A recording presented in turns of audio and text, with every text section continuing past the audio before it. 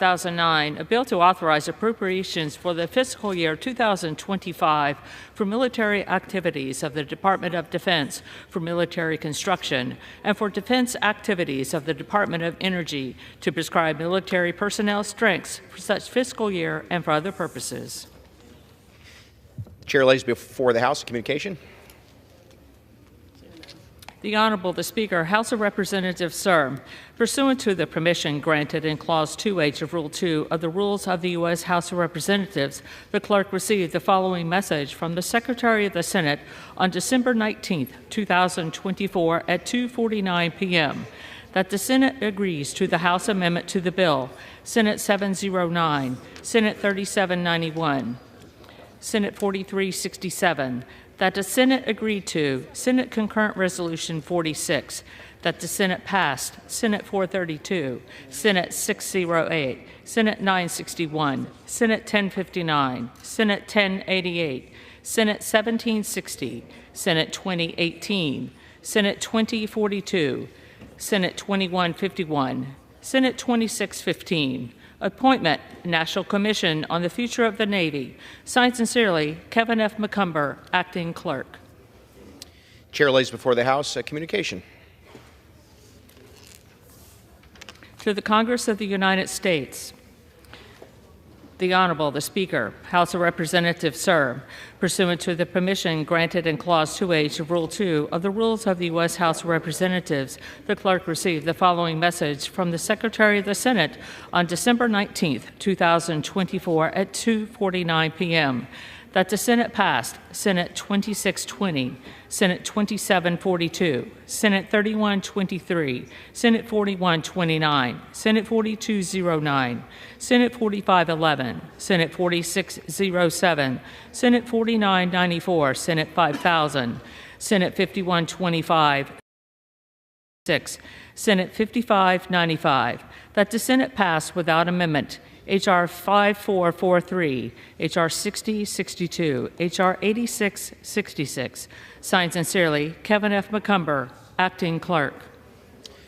Pursuant to Clause 8 of Rule 20, the Chair will postpone further proceedings today on motions to suspend the rules on which a recorded vote or the yeas and nays are ordered or votes objected to under Clause 6 of Rule 20. The House will resume proceedings on postponed questions at a later time. For what purpose does the gentleman from Oklahoma seek recognition? Mr. Speaker, I move that the House suspend the rules and pass H.R. 10515. The House will be in order.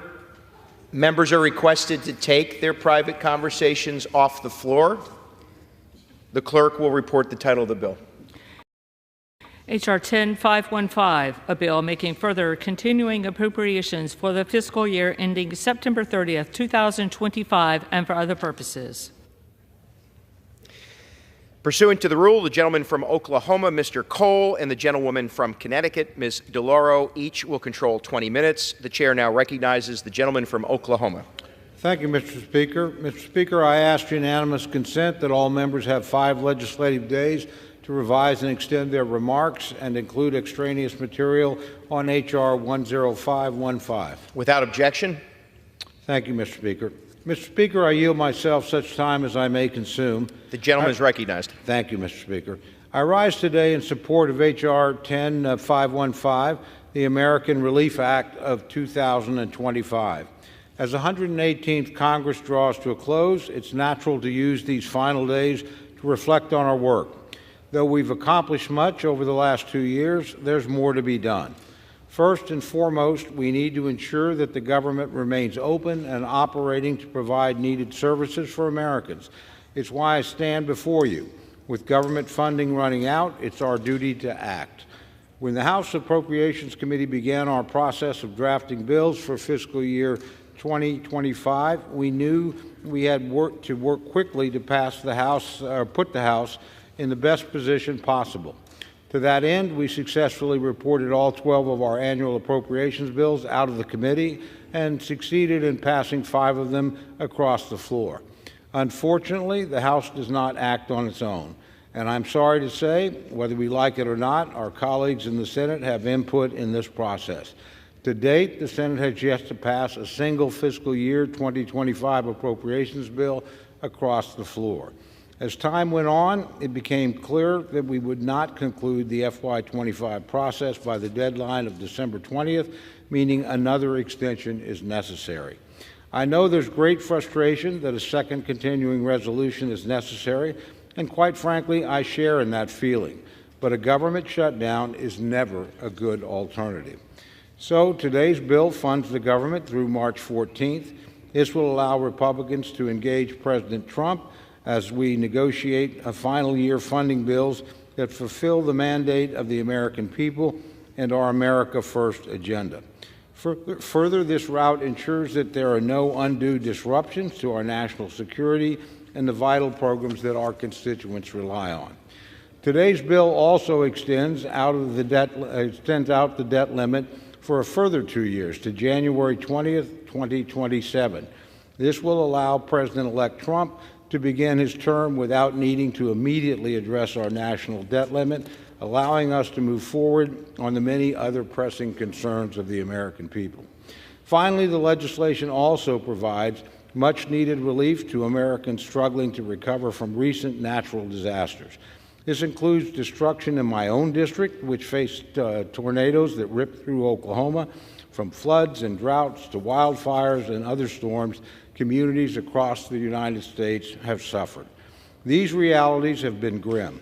I recently visited North Carolina at the invitation of my good friend and fellow Appropriations Committee member Chuck Edwards, and saw with my own eyes the devastation and damage caused by Hurricane Helene's catastrophic flooding. Months after the storm, countless people remain without basic necessities of life, and the region will remain affected for years to come. My takeaway from these experiences is clear. Congress must act. We need to provide the necessary disaster recovery aid for states and communities as our fellow citizens rebuild and restore. Though relief efforts are ongoing, it will be months, if not years, before life returns to normal. Additional investments necessary to provide needed assistance to our fellow Americans. Today's measure fully funds our existing relief requirements, ensuring that help and resources can get to those who desperately need them. Rural communities, particularly our farmers and ranchers, are facing a tough farm economy and the aftermath of multiple disasters, and these are prioritized in this legislation. While there's still a long road ahead for recovery efforts and rebuilding, this aid will mark a vital step forward. For these reasons, I urge all of my colleagues to vote in support of H.R. 10515, and I thank you, Mr. Speaker, and reserve the balance of my time. Gentleman reserves. Gentlewoman from Connecticut. Mr. Speaker, I yield myself such time as I may consume. Gentlewoman is recognized. I rise in strong opposition to this continuing resolution. We had a strong bipartisan, bicameral agreement among the leadership of both parties at both ends of the Capitol to avert a disastrous and pointless government shutdown, to provide desperately needed disaster aid and emergency assistance, and to provide Congress with the time required to enact full-year bills, funding bills, for fiscal year 2025. That bill was a result of a compromise. There were things in it that Democrats liked and Republicans did not. And there were things in it that Republicans liked and Democrats would have preferred to leave out. But that is the nature of government funding bills. They require compromise and the support of Democrats and Republicans that we in the House and Senate need to have in order to become a law. That was true throughout the 118th Congress, despite Republicans' repeated and failed efforts to write extreme and partisan funding bills, and that will be true in the 119th Congress as well. Yes, we were on the cusp of an agreement to move this country forward. Yesterday, a multi-billionaire with apparently no working knowledge of government or of appropriations, a self-appointed president of the United States, Elon Musk, issued a marching order for House Republicans to go against their own elected leadership and shut down the government. Soon after, Congress was on a fast track to a government shutdown. House Republicans are responsible for any harm and uncertainty brought upon the American people, and should some get their wish for a month-long government shutdown, they will be responsible for cleaning up their mess come Inauguration Day. We are in completely unprecedented times. The world's richest man, an unelected contractor reaping billions in government contracts, is calling the shots in the Republican Party. Who is in charge? And at the behest of the world's richest man, who no one voted for, the United States Congress has been thrown into pandemonium. We had a bill on Tuesday that was the result of a year and a half of work in which had the input of Republicans and Democrats, their interests, their concerns, the needs of their constituents. This bill has no such bipartisan input, and we are considering it in mere minutes after it was released. It removed key provisions to limit the power of pharmaceutical companies. It abandons our bipartisan efforts to ensure American dollars and intellectual property are reinvested in American businesses and workers, instead of fueling the Chinese Communist Party's technology and capabilities. It includes a 2-year raising of the debt limit. What does that do? That serves to allow Republicans to cut taxes on the ultra-wealthy like Elon Musk, raise deficits on the backs of the American people. We must immediately return to considering the bipartisan, bicameral compromise legislation that Speaker Johnson, Leader Schumer, Leader Jeffries, Leader McConnell, and the four corners of the Appropriations Committee reached earlier this week. We must unequivocally reject the illegitimate oligarchy that seeks to usurp the authority of the United States Congress and of the American people. And with that, I reserve the balance of my time. Gentlewoman reserves. Gentleman from Oklahoma. Thank you very much, Mr. Speaker. Mr. Speaker, I yield to the gentleman from North Carolina, a member of the Appropriations Committee and a good friend and valued colleague, Mr. Edwards, for 5 minutes. Gentleman from North Carolina is recognized for 5 minutes. Thank you, Mr. Chairman. Thank you, Mr. Speaker. I rise in strong support of the American Relief Act. The basis of this bill, we all know, is a continuing resolution to fund the government to prevent us from shutting down until sometime into the first quarter. Now, I admit, I think we all know a continuing resolution is not the best way to fund our government, nor to be responsible for our taxpayers' dollars. We have an appropriations process that should work, and to the credit of Chairman Cole, that did work through the Appropriations Committee, and I certainly appreciate the Chairman's strong leadership in getting us through that. And it's noteworthy that he pointed out the Appropriations Committee by itself does not get to determine how we fund our government. We've got many needs and necessary reasons to keep our government functioning. The American people are counting on us. Our military, our border guards are counting on us. Our enemies are watching. We all know North Korea, Russia, China, and others do not have to face issues such as a government shutdown. And also, keeping the government open is critical to the district that I represent in Western North Carolina. But I'd like to just take a moment and speak specifically to the disaster relief portion of this bill. As most of you are aware, North Carolina was hit by Hurricane Helene on September the 27th of this year, and we experienced unprecedented disaster and destruction.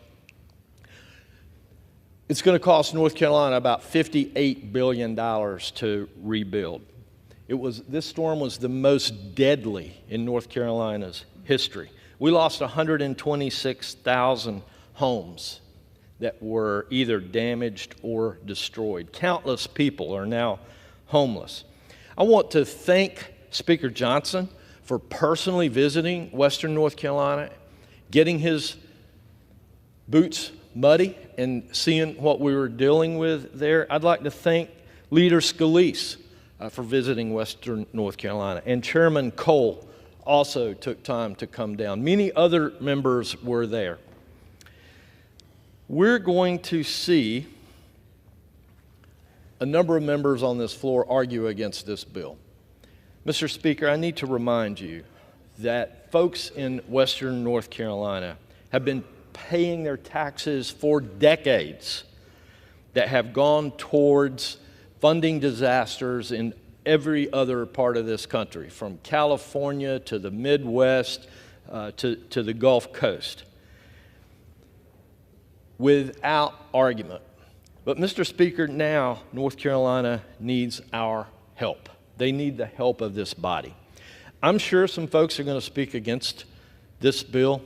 I urge you to think about the disasters that you may have experienced and what you've seen in the news and what you're hearing from me about the need in Western North Carolina. I even heard one member last week refer to recipients of disaster relief as coastal elites. I represent about 783,000 people in the mountains of Western North Carolina, and I can promise you not one single one of those is a coastal elite. Those are hardworking, tax-paying Americans that deserve the help of this body at this time, and I urge passage of this bill. I must also say that I'm disappointed, even though there's $110 billion in here to help begin to rebuild my great state. There is a provision for private roads and bridges that was stripped out of this for some reason in the last moments of pulling this bill together.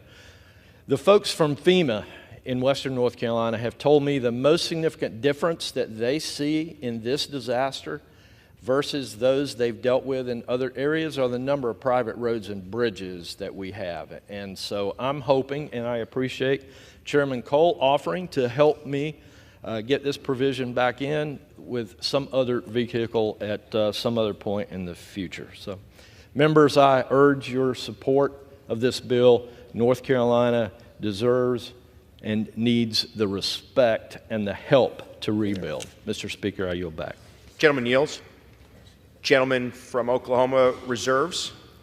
Gentleman from Connecticut. Mr. Speaker, I yield 1 minute to the gentleman from New York, the distinguished Democratic leader, Mr. Jeffries. Gentleman from New York is recognized.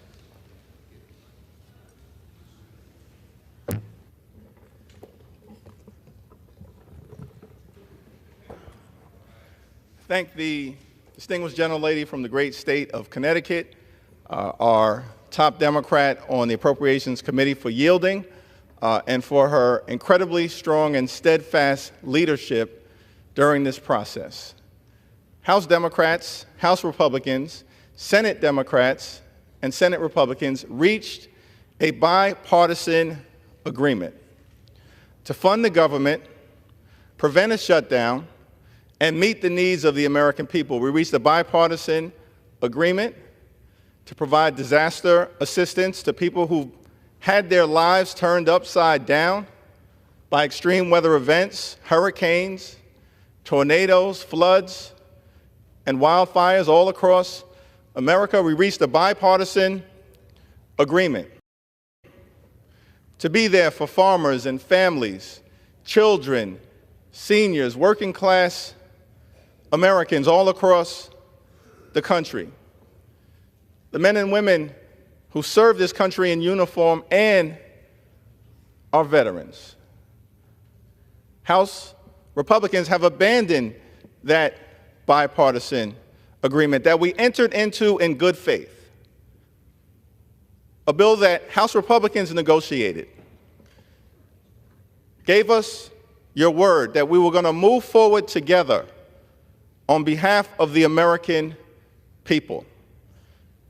It was a Republican drafted bill that was posted by by House Republicans. And then one or two puppet masters weigh in, and the extreme MAGA Republicans decide to do the bidding of the wealthy, the well-off, the well-connected, millionaires and billionaires, not working-class people all across America. The bill that is before us today is just part of an effort to shut down the government.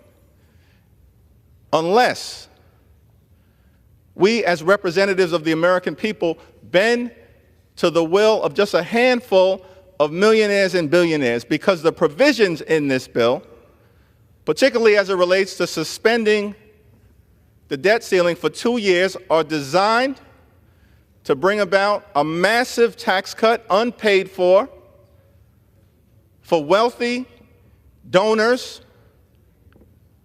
and for wealthy corporations, for millionaires and billionaires who clearly some in this Congress are working for. And this bill is validation for it. Now, what's been interesting to me is that for decades, the Republican Party has lectured America about fiscal responsibility, about the debt and the deficit. It's always been phony. This bill proves it. The one thing we do know is that every time a Republican president comes into office, the one thing we can count on Republicans to do is to pass a massive tax cut for wealthy Americans, and in the process, stick working-class Americans with the bill by raising the deficit and the debt. That's what happened in the 1980s when Ronald Reagan was president. The biggest thing that he did was pass a massive tax cut for the wealthy and the well-off, paid for by working families and middle-class folks all across the country. Didn't do anything for middle-class Americans. Didn't do anything to stimulate the economy. This whole notion of trickle-down economics. I've come to the conclusion that trickle-down economics simply means that middle-class families, that working-class Americans may get a trickle, but they're guaranteed to stay down. That's what your economics are all about. Massive tax cuts for the wealthy and the well-off under President Reagan continued into President Bush. Bill Clinton comes to office, inherits a significant deficit, and under his stewardship, President Clinton turns a deficit into a surplus and passes that surplus to President George W. Bush, so-called party of fiscal responsibility. And once again, we see the same exact playbook. Republicans inherit a surplus, and they immediately blow it to pass massive tax cuts for the wealthy, the well-off, and the well-connected, not provide relief to working class Americans. A tax cut in 2001, unpaid for, and then a tax cut in 2003, unpaid for. And they continue to run up the debt and the deficit, prosecuting two failed wars. The so-called party of fiscal responsibility want to lecture America when your record speaks for itself. President Obama comes in after mismanagement related to the prior administration, including helping to trigger the Great Recession, inherits a deficit from a Republican president of $1.5 trillion, as well as the Great Recession. And working under the leadership of President Obama, Democrats in the House and the Senate get the situation turned around, and over an 8-year period of time, reduce the deficit by $1 trillion from 1.5 trillion to $500 billion. Progress under Democratic leadership as it relates to getting America's fiscal house in order. And then Donald Trump comes to office and again follows the same exact playbook.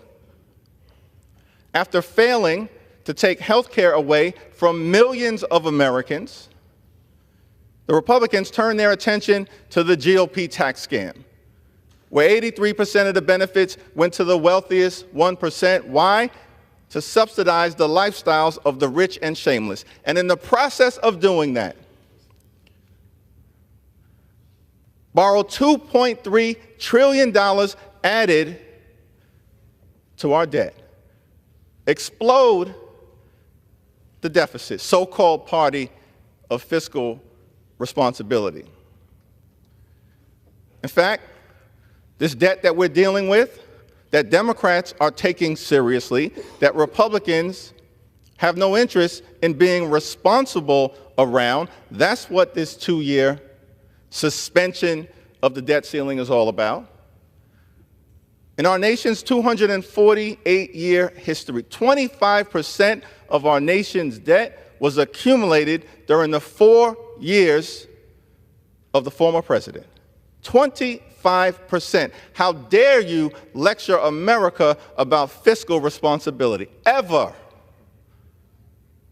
And then President Biden comes to office, gets big things done for the American people on infrastructure, on the CHIPS and Science Act, standing up a clean energy economy, rescuing America from a once-in-a-century pandemic, gets all of these big things done, partnering with House Democrats and Senate Democrats. And in the process, in his first 2 years, reduces the deficit by $1.7 trillion. And so we see a very clear pattern. The facts speak for themselves. Democrats are the party of getting things done and fiscal responsibility. Republicans are the party of massive tax cuts for the wealthy, the well-off, and the well-connected, which bring us to this very moment. Because this bill is designed to set up the GOP tax scam 2.0. To stick the American people with a bill so you can continue to cut taxes for wealthy donors and well-connected corporations and jam working-class Americans. That's what this bill today fundamentally is all about. That's why Republicans are suspending the debt ceiling for 2 years, the so-called party of fiscal responsibility. And in addition to these massive tax cuts, we know how you want to pay for it. Many Republicans have said this in the public domain, that we're going to end Social Security as we know it, end Medicare as we know it, end Medicaid as we know it, end nutritional assistance as we know it, not support our veterans. These are all the reasons why Democrats are opposed to this legislation. Because you're trying to jam working-class Americans again, as you have repeatedly done over and over and over again. Those are the facts. The other problem with this bill is that we negotiated in a bipartisan, bicameral way, real progress for working-class Americans, for middle-class Americans, for everyday Americans who aspire to be part of the middle class. That has been cut out of this legislation. Why would you do that? Why would you eliminate funding for community health centers? That impacts the heartland of America, urban America, rural America, suburban America, small-town America, Appalachia. Why would you cut out funding for community health centers? We're fighting for those everyday Americans. That's why we're opposed to this legislation. Why would you cut funding for nutritional assistance for children in America, for seniors in America, for veterans in America. Why would you do that? This bill cuts funding for nutritional assistance that had previously been agreed upon, and that's why we're opposed to this legislation. This legislation actually cuts a program that was designed to help children and their parents detect cancer. Cruelty is the point. Why would you eliminate that program? We're going to fight for the children of America. And so the reasons are too numerous to articulate. Though with my magic minute, I could do that. But we've laid out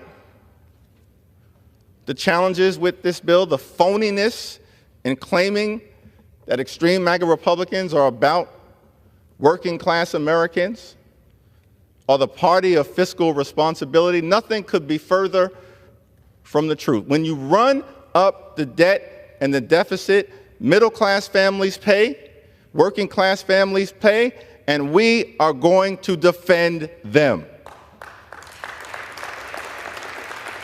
House Democrats are going to continue to fight for working families, middle class families, all those who aspire to be part of the middle class, for the children of America, for the seniors of America, for the unions in America, for the veterans of America, for the least, the lost, and the left behind, for the poor, the sick, and the afflicted. We are going to continue to fight for everyday Americans. That is why we are voting no on this bill, and to stop this reckless, regressive, and reactionary Republican shutdown, vote no.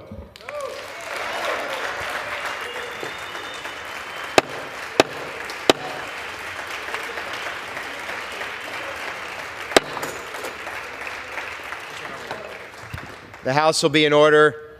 Members are reminded to direct their comments to the chair. The gentlewoman from Connecticut reserves. Yes. Gentleman from Oklahoma is recognized. Thank you very much, Mr. Speaker. Mr. Speaker, I recognize my very good friend, the distinguished gentleman from Missouri, Mr. Alford, for 2 minutes. The gentleman is recognized for 2 minutes. Thank you, Mr. Chair, and thank you, Mr. Speaker. I did not bring any fancy signs with me today.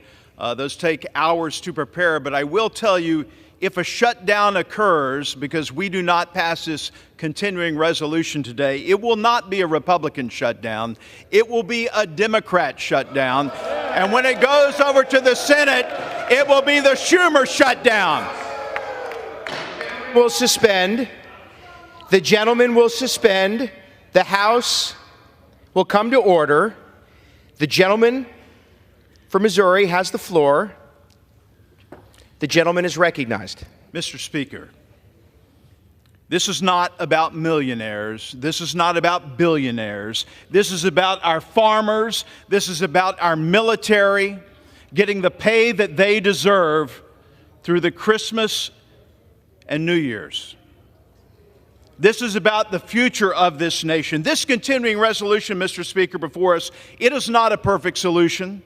But this is a bridge that will allow us to continue the critical work of funding our troops, securing our border, supporting our farmers, caring for our veterans, and providing disaster relief for those in the Carolinas that we visited just last month, living in tents in freezing temperatures while illegal aliens are living at the Roosevelt Hotel in New York City.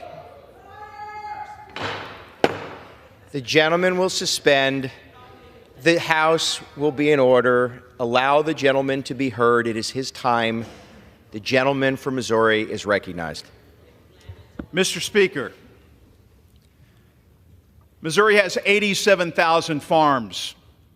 We are losing 1,000 farms in America each month.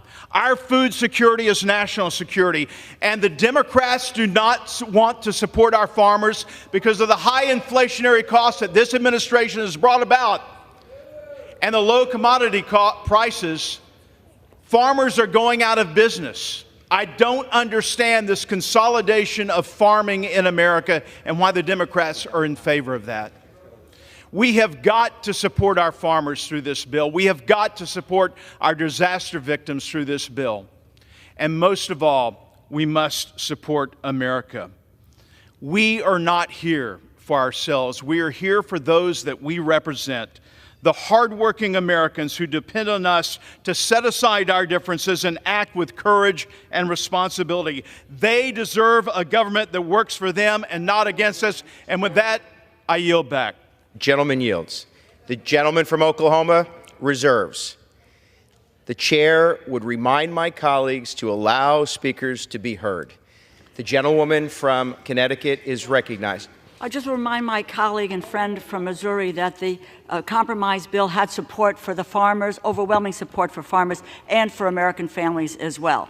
At this time, I yield 3 minutes to the gentleman from Massachusetts, the distinguished ranking member of the Ways and Means Committee, Mr. Neal. Without objection, the gentleman is recognized. Thank you, Mr. Speaker.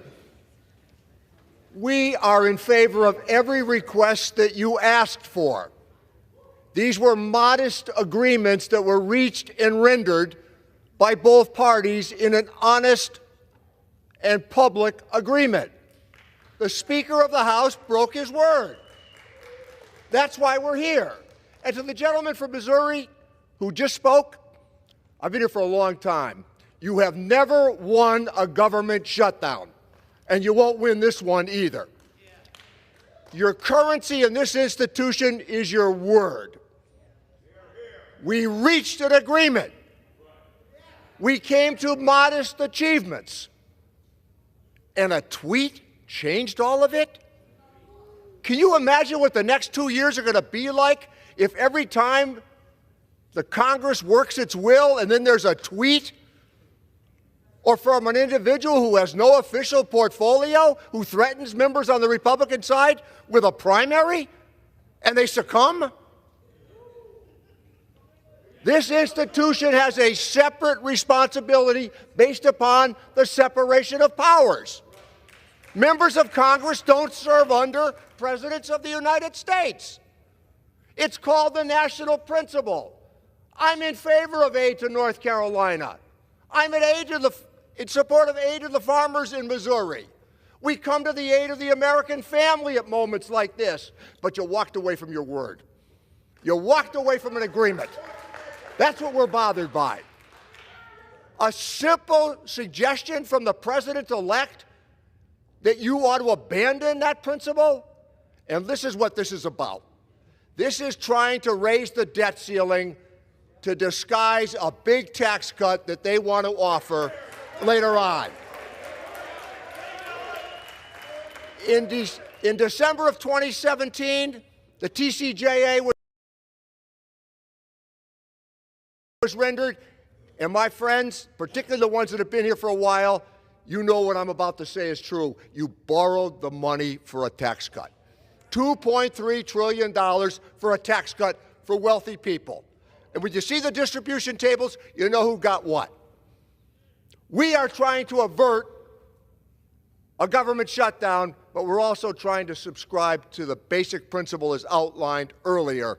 We reached an agreement. It was honorable. It came to the aid of everything you've asked for. And then you walk away from it? What about your word going forward here? What about the currency that I noted a moment ago?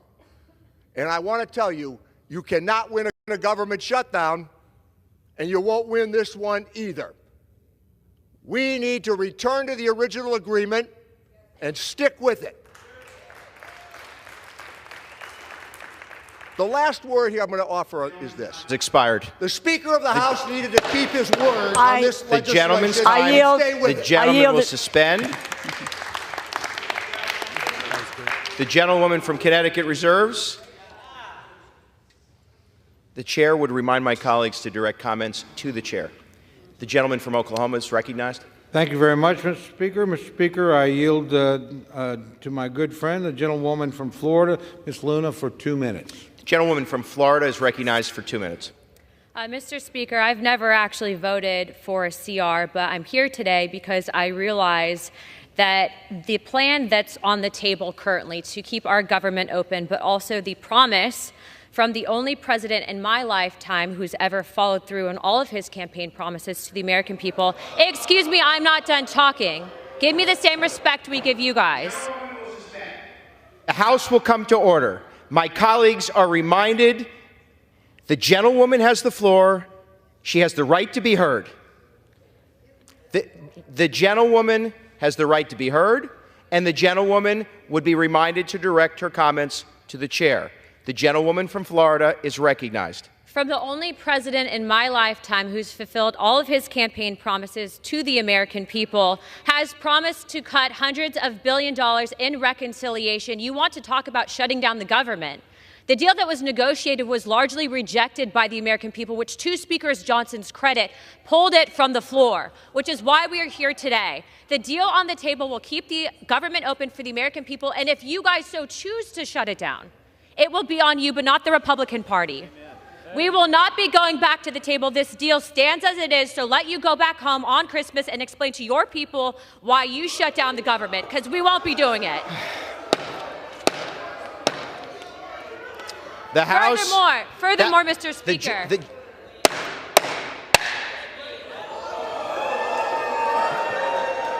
The House will be in order. The House will be in order. The gentlewoman is reminded to direct her comments to the chair.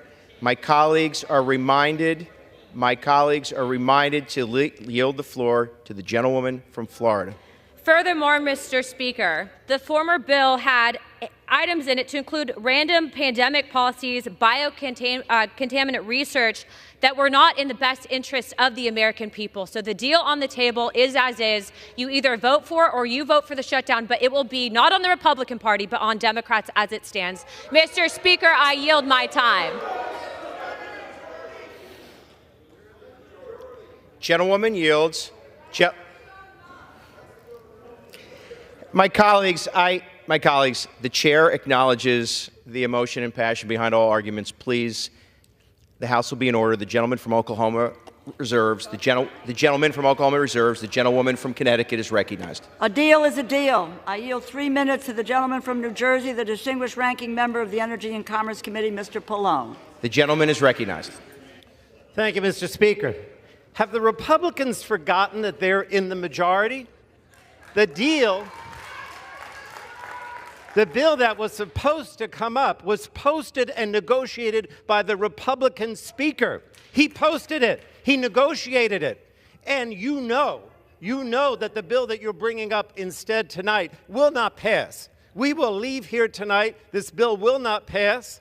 And so you are the ones that are creating the shutdown. You have the power to decide what bills come to the floor. You are putting a bill on this floor that you know will not pass and will lead to a Republican shutdown. It's on you because you have the majority. Now, I want to talk about this other bill that was supposed to come up and that you refused to bring up. This bill was negotiated because we realized, for one, in our committee, the Energy and Commerce Committee, that people were suffering, right? They were suffering from high drug prices because of pharmaceutical benefit plans, PBMs, right? And so we put in the bill on a bipartisan basis a way of trying to bring prices down with PBM reform. We knew that consumers are being screwed all over the place, right? With shady things on website when they buy things, junk fees, all kinds of deceptive practices. So we put in on a bipartisan basis that we were going to get rid of junk fees, that we were going to get rid of deceptive practices, whether it went to a concert or a hotel or whatever it happened to be, because we cared on a bipartisan basis to try to bring prices down, to try to make things more fair for the consumer, for the American people. You took all that out. Why? Because a billionaire, Elon Musk, decided that we were going to act in favor, or the Republicans were supposed to act in favor of corporate interests, in favor of billionaires, in favor of special interests. That's what's going on here. You jettisoned all the things that we worked on a bipartisan basis to try to bring prices down, be fair to the American people, protect the consumer, protect the environment, protect safety, and instead you decide to simply go ahead with something that you know will not pass, that will shut the government down. Don't tell me this is on our watch. This is on your watch. You're the majority. You're responsible. This is not going to pass. The government's going to shut down, and the American people are going to suffer because of you as Republicans. I yield back.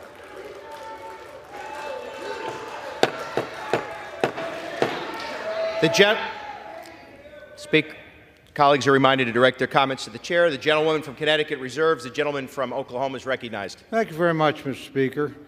You know, we've had a lot of talk about what's not in this bill. Maybe we ought to talk a little bit about what's in this bill. It keeps the government open, which my friends say they want to do, and I think they're sincere in that. This does that. It provides relief to people in the various disaster areas around the country at an amount that they agree to, and we agree to, and we share that in common. It provides aid for farmers who suffered through several years of droughts and disaster and a systemic crisis that, as my friend from Missouri mentioned, is costing us farms. It extends important health care provisions into the next year. There's nothing in here you're against. There's not a single thing in this bill that you oppose.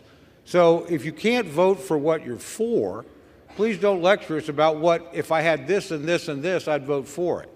You vote no, you're voting to shut down the government. If you vote no, you're voting to deny aid to people with disaster. If you vote no, you're voting against helping American farmers and ranchers at a difficult time. And if you vote no, you're voting to strip important provisions that are being extended into next year. Why? Because you don't want to give the next president enough time to get organized. And you want to use the debt to leverage. The extension of the debt ceiling is what we've done for the last 2 years. It's what you supported 2 years ago. There's no change in that whatsoever. So if you want to fight other things and other battles, that's great. I welcome that debate. I think it's a legitimate debate. But you're voting against a bill that everything in it you support. Every single thing. And you're doing that for political purposes. So please don't lecture us about that. We present something that keeps the government open, that provides aid to people, that provides support for farmers, that extends important provisions, and you're not opposed to any of that, and yet you're going to oppose the bill. And if a government shutdown comes, and I sincerely hope it does not, please don't tell us that those of us that voted to keep the government open while you voted to let it close are somehow responsible. That's just not the case. So, you know, I have a rule as a legislator. I never vote against a bill because of what's not in it. I vote on the basis of the bill that comes here, and then I fight for the other things that I think are important. And extending a debt ceiling that we've done for 2 years in a bipartisan fashion so you can use it as leverage against a new president is something you ought to reconsider as a political tactic. With that, I reserve the balance of my time. Gentleman reserved. Gentleman reserves. Members are reminded to direct their comments to the chair. The gentlewoman from Connecticut is recognized. Mr. Speaker, I yield 1 minute to the gentleman from Florida, Mr. Moskowitz. The gentleman from Florida is recognized for 1 minute. Thank you, Mr. Speaker. You know, denial is not just a river in Egypt. Let's talk about the last 2 years. It was the Democrats who raised the debt ceiling, not the Republicans last time. Many of you voted against it. It was the Democrats who kept over the government, not once, not twice, but every single time we needed to keep the government open, it was the Democrats who kept the government open. More of us voted for it than you. And all I've heard for the last couple of weeks about it, this giant mandate, landslide, trifecta. Put on your big boy pants, pass your own bill. We're only here because you guys can't agree amongst yourselves. So hold on a second. Democrats will keep government open for the American people. We will mediate the disagreements between that side of the room and that side of the room. We will do that for you, but you got to at least invite us to that meeting. So if you want us to solve your problem because you can't agree amongst yourselves, reach out. Thank you, Mr. Speaker. Time has expired. The gentlewoman reserves. Gentleman from Oklahoma. Thank you very much, Mr. Speaker. I reserve. Gentleman reserves. Gentlewoman from Connecticut. Mr. Speaker, I yield 3 minutes to the gentleman from Texas, Mr. Roy. The gentleman from Texas is recognized for 3 minutes. I thank the gentlelady. When I ran for Congress in 2018, the debt was $21 trillion. I was just texting with my son back home in Austin, who I haven't seen in quite a long time because I'm here trying to fight for him. When I got through cancer about 12 years ago, I made my promise to my kids that I would do everything I can to save this country. And what we're doing right now is to continue to double down on the things that are destroying the republic. We are going to increase the debt ceiling, not just $4 trillion, that's false. We have spent $4.7 trillion in additional debt in the last 19 months. We're going to increase the debt by $5 trillion. That's what's going to happen right here by Republicans, increasing the debt $5 trillion. And what are you doing in the same bill? $110 billion unpaid for, because you never have any ounce of self-respect to go out and campaign saying you're going to balance the budget, and then you come in here and pass $110 billion unpaid for. On top of the $200 billion you did for WEP, you guys won't agree with that, but the fact of the matter is $330 billion. Congratulations, you've added to the debt since you were given the majority again on November 5th. It's embarrassing. It's shameful. Yes, I think this bill is better than it was yesterday on certain respects, but to take this bill yesterday and congratulate yourself because it's shorter in pages but increases the debt by $5 trillion is asinine. And that's precisely what Republicans are doing. I am absolutely sickened by a party that campaigns on fiscal responsibility and has the temerity to go forward to the American people and say, you think this is fiscally responsible. It is absolutely ridiculous. It also turns off PAYGO. It turns off the $1.7 trillion in automatic cuts under PAYGO. Because this side of the aisle is profoundly unserious about actually reducing deficits, just as my colleagues on the other side of the aisle are profoundly unserious about reducing deficits. The entire body has been racking up debt for my entire life. $36 trillion, $1 trillion of interest. We rack up $1 trillion every 100 days. Now, what are we going to do about it? We're going to run around and talk about cutting taxes, but not doing what's necessary to cut the spending along with the cut taxes. My other side of the aisle, my colleagues will say, oh no, we got to increase taxes, but we'll do anything to cut spending. And so here we sit in the same mess. And I got to be honest, I want to remind people, this is Article 1. I yield back.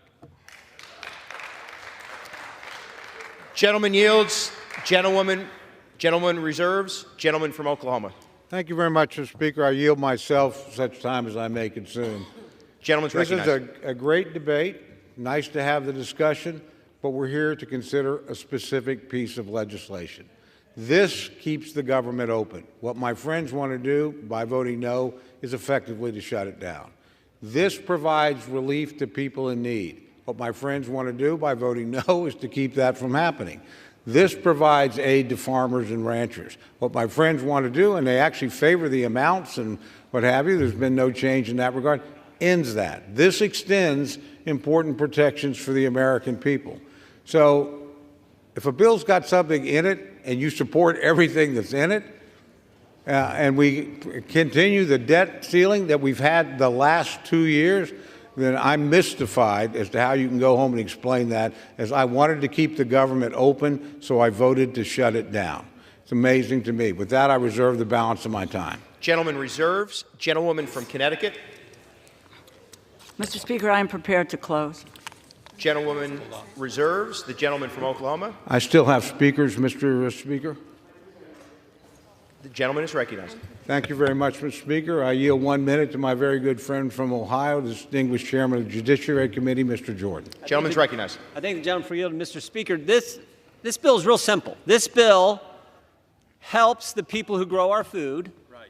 This bill helps people who were devastated by hurricanes this past fall. Right. And this bill funds the government at levels the Democrats agreed to. Right.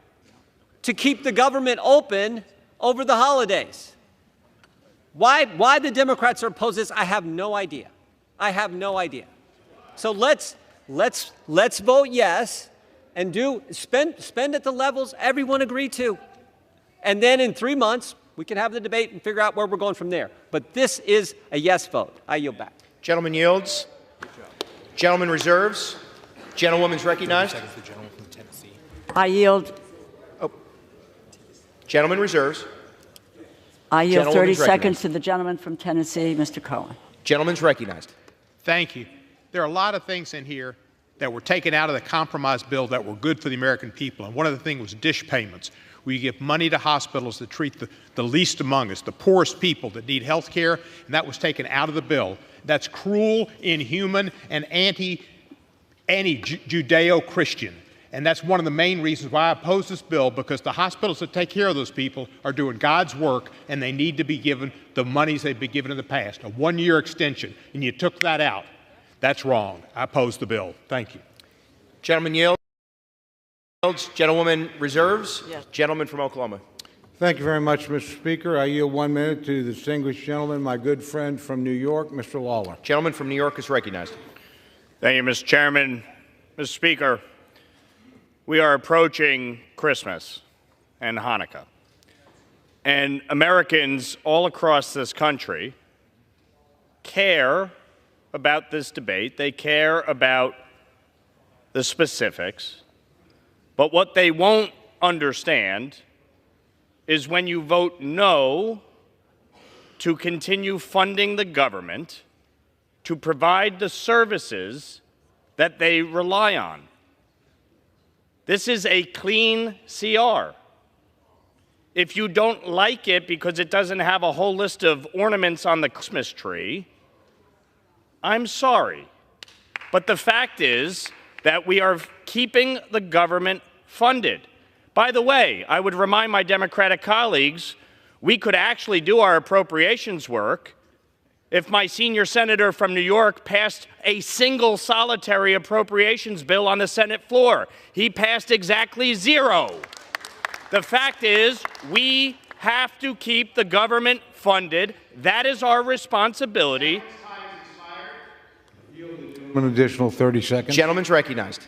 We have to keep the government funded, live to fight another day. The fact is that we are not shutting the government down before Christmas.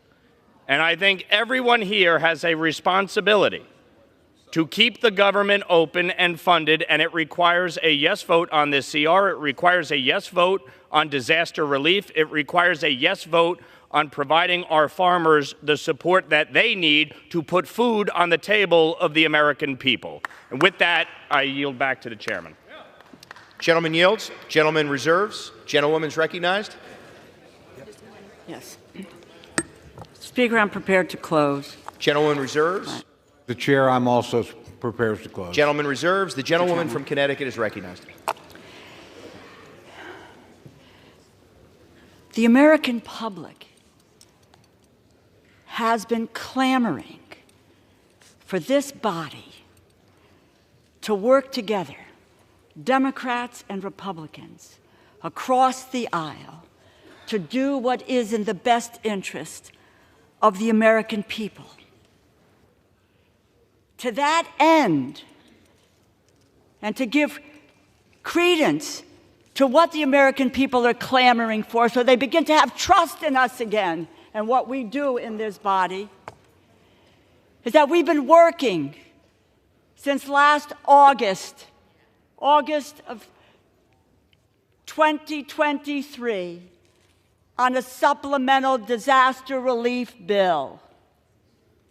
We worked assiduously over the next several months, day in and day out, And I will just say to my colleagues on the other side of the aisle, I recognize I am part of what's called the Four Corners. And it was the Four Corners of the Appropriations Committee, Mr. Cole and myself and Senator Murray and Senator Collins, who wanted to get these bills done, the appropriations bills done, by December 20th, because we believed that we could have done it and get these bills done. We were told no. We were told no. That we had to have a continuing resolution that would carry us into next year. No government should be run by continuing resolutions. That is not good governance. But there are those in this body who don't know how to govern and don't care about governing. So we worked hard over the last several weeks, back and forth and back, to say, we can accept this, we can't accept that. We will do this, we will do that. We worked hard. And to talk about what some of my colleagues have said, the Democrats are in the minority in this body. When you have the pen, which is what the Republicans have, they write the bill. They write the bill. They post the bill. They agreed on a bill. They signed it. And you know what? They got scared because President Musk told them, President Musk said, don't do it. Don't do it. Shut the government down. Imagine. What does he know about what people go through is when the government shuts down? Are his employees furloughed? Hell no. Is he furloughed? No. And when you shut the government down, people don't get paid. And maybe if none of us got paid if the government shut down, some people on the other side of the aisle would feel differently about where we're going in this effort. We had an agreement. But you know, this is not different from what we've experienced over the last year and a half or so. Think about it. Biden, McCarthy, deal, come together. Next day, walk away. Johnson, Schumer, deal. Next day, walk away. And now this deal, walk away from it. Who do we trust in this body? And above all, can the American people trust us? Trust us with their lives. When we had a moment, when we came to agreement as Democrats and Republicans, and then we were able to say, let's move forward this country. You know, one of my colleagues, I think it was Congressman Neal, who said this. The only currency we have in this body is our word. That's our credibility. That's our bond with each other. And when you break that bond, you break the ability to try to come together and be able to govern on behalf of the people of this country. What was left out of this bill, I understand what's in it, but what's left out is unconscionable, particularly in the areas of maternal mortality. Gentlewoman's time has expired. I implore my colleagues to vote no on this bill.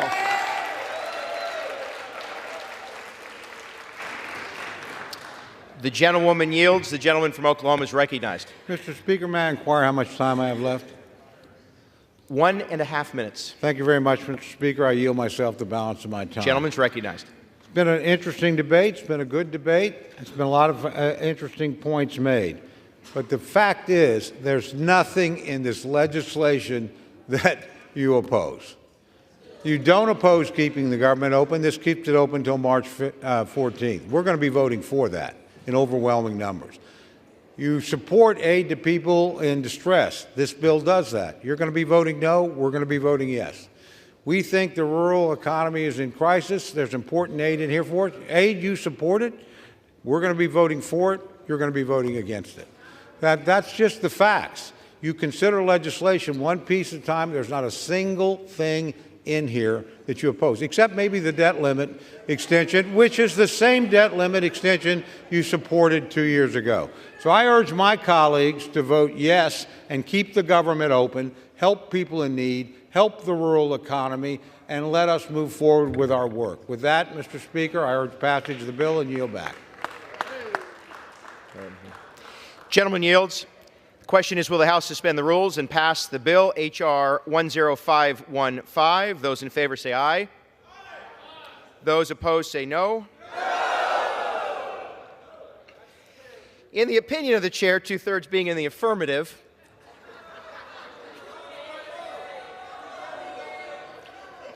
for what purpose does the gentlewoman from Connecticut seek recognition? Guess what? I request a recorded vote. Does the gentlewoman ask? And nays. With great surprise, the yeas and nays are requested. Those favoring a vote by the yeas and nays will rise. A sufficient number having risen, the yeas and nays are ordered. Members will record their votes by electronic device. This is a 15-minute vote.